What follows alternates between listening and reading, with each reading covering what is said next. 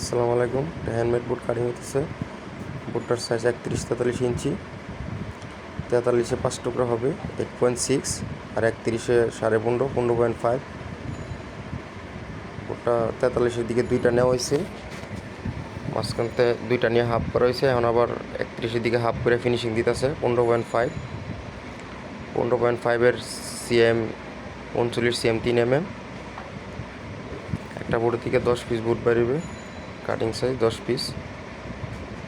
And finishing দেওয়া হইতেছে 8.6 CM 8.6-এর CM 21 CM 8 mm, 21 CM 8 mm CM.